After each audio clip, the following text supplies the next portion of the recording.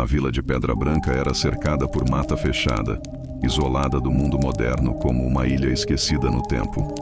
As casas de madeira rangiam com o vento e os moradores cochichavam entre si sempre que a lua cheia se aproximava.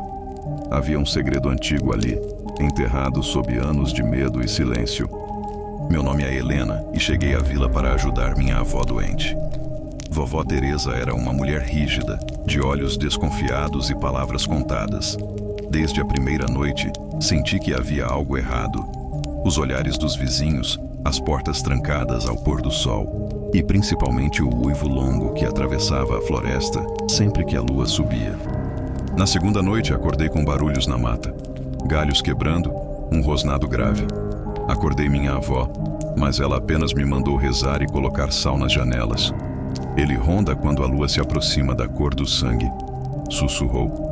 Achei que ela delirava, mas obedeci mesmo assim. No dia seguinte, fui até a venda buscar remédios. O senhor Bento, dono da venda, me puxou para o canto. Você é da família da Teresa, não é? Sua mãe também voltou uma vez. Não ficou muito. Seus olhos estavam cheios de uma tristeza que me deixou inquieta. Quando perguntei o motivo, ele apenas balançou a cabeça. Cuidado com a floresta. Naquela noite decidi espiar pela janela. O céu estava limpo, a lua enorme e pálida.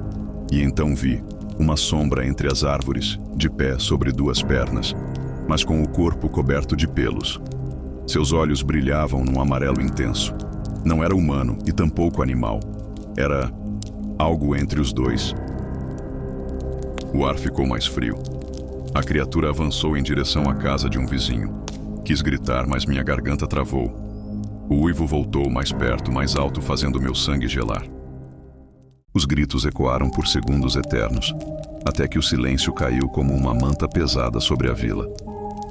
Vovó Teresa surgiu no quarto com um terço nas mãos e os olhos marejados. Você viu, não foi? Eu apenas assenti, sem forças para mentir. Ela suspirou, como se carregasse um fardo antigo, e trancou todas as janelas com tábuas que já estavam separadas no canto. Era como se esperasse por aquilo. Na manhã seguinte, a casa de seu Amaro estava vazia. A porta arrebentada, sangue no chão e marcas de garras nas paredes. Os moradores se reuniram na igreja, cochichando, rezando. Ninguém mencionava o que todos sabiam. O monstro tinha levado mais um. Resolvi investigar. Caminhei até a trilha que levava à mata, munida apenas de uma lanterna e da coragem que me restava.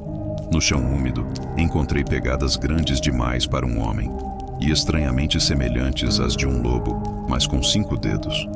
As árvores pareciam observar meu passo, e cada som de galho quebrando fazia meu coração acelerar.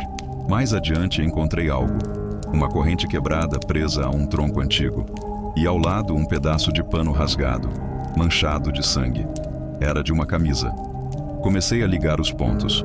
Alguém estava tentando conter aquela criatura. Alguém sabia. Ao voltar para casa, encontrei Bento me esperando no portão. Você foi até a mata, não foi? Já está tarde demais para voltar atrás. Seus olhos estavam aflitos.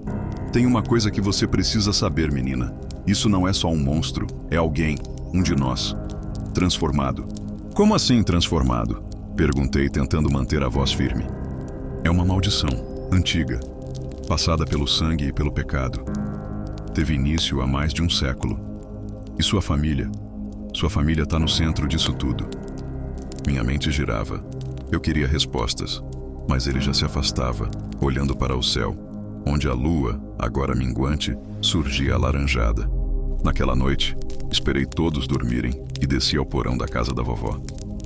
Um cadeado enferrujado prendia uma porta que nunca vi aberta antes. Arrombei-o com um pé de cabra e desci os degraus rangentes, guiada apenas pela luz fraca da lanterna. Lá embaixo, entre teias de aranha e cheiro de mofo, encontrei um baú. Dentro, havia cartas antigas, recortes de jornais e uma foto. Era minha mãe, ainda jovem, com os olhos assombrados.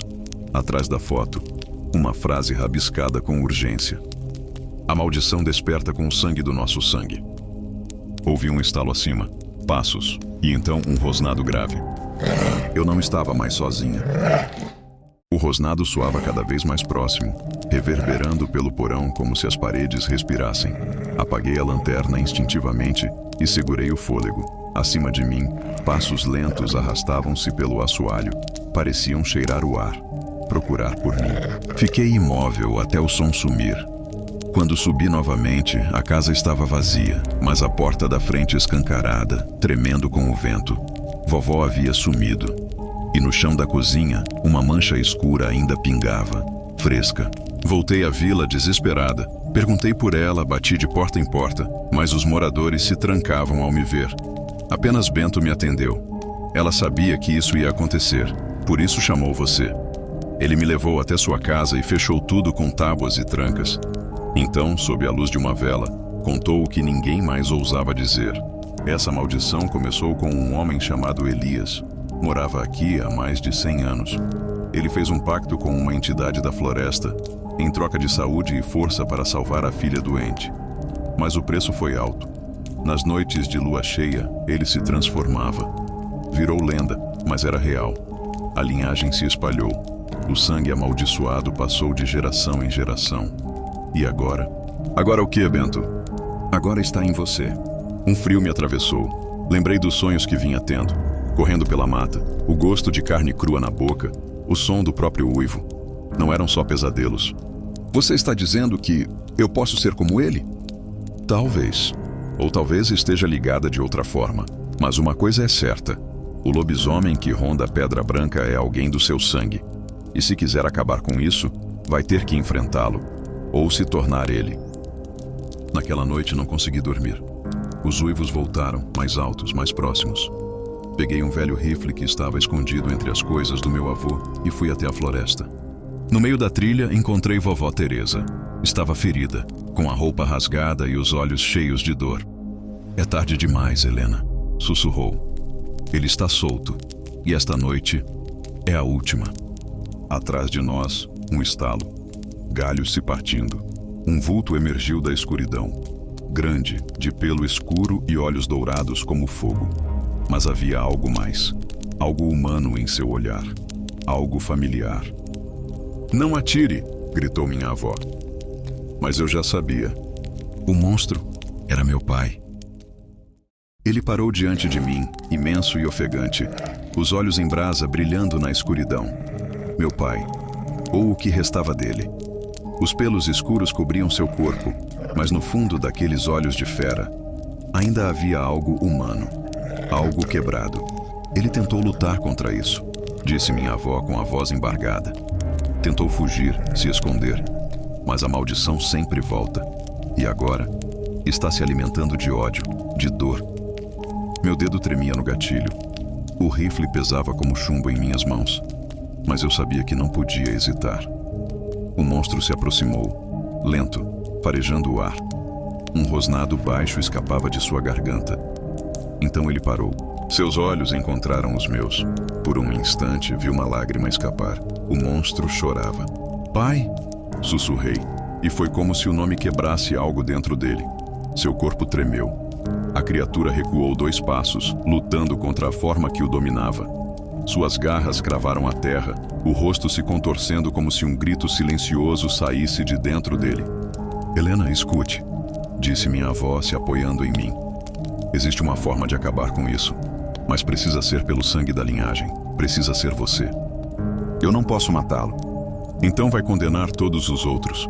Quantos mais vão morrer até o próximo ciclo? Ele não quer isso. Ele voltou porque sabia que era a hora. O monstro ergueu a cabeça e uivou para o céu, como se chamasse a lua uma última vez. A floresta inteira pareceu se curvar àquele som. Era um lamento, um adeus. Com os olhos marejados, ergui o rifle. Me perdoa, sussurrei, e puxei o gatilho. O disparo ecoou como um trovão na mata. O corpo tombou pesado entre as folhas. Quando me aproximei, já não havia pelos, nem garras. Apenas um homem. Magro, exausto, com feições tão parecidas com as minhas que meu coração se partiu. Meu pai, o homem que eu nunca conheci, mas que no fim me reconheceu. Naquela madrugada, enterramos seu corpo sob a raiz da figueira mais antiga da vila. Bento ajudou. Ninguém disse uma palavra. Todos sabiam. Com o tempo, os uivos cessaram. As portas deixaram de ser trancadas à noite, e Pedra Branca respirou em paz pela primeira vez em muitos anos. Mas a paz tem um preço. Nas semanas que se seguiram, sonhei todas as noites com a floresta, com a lua, com a sensação de correr livre, com o vento cortando o rosto e o coração batendo selvagem. E então, numa dessas noites, acordei no meio da mata, os pés sujos de terra, o corpo coberto de arranhões e marcas de sangue nas mãos. A maldição não tinha acabado. Ela apenas havia mudado de forma. Agora, ela estava em mim.